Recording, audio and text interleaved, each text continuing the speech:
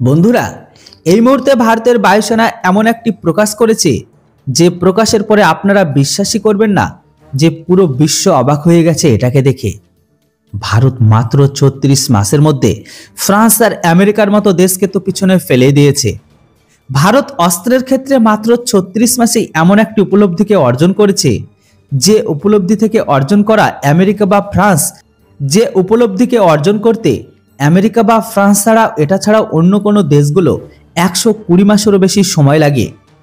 যেমনটা বন্ধুরা ফ্রান্সের পরিচিত ড্যাসাল্ট এভিয়েশন কোম্পানি, যারা আজকের দিনে বিশ্ববিখ্যাত রাফেল ফাইটার জেটকে তৈরি করে। কিন্তু বন্ধুরা, আপনারা কি জানেন যে একটি রাফাল ফাইটার জেটকে বানাতে একটি বা দুটো কোম্পানি নয়, টোটালি ৪০০টি কোম্পানি যুক্ত আছে।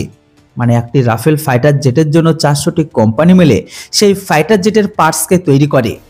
তো সেখানে আবার স্বয়ং ভারতের সেনাও প্রকাশ করেছে যে ভারত মাত্র ৩৬ মাসের কম সময়ে নিজেদের স্বদেশি ফাইটার জেট ছাড়াও সুখোই ফাইটার জেটকেও ৬০,০০০-এরও বেশি পার্টসের নির্মাণ করেছে, তা আবার স্বদেশিভাবে।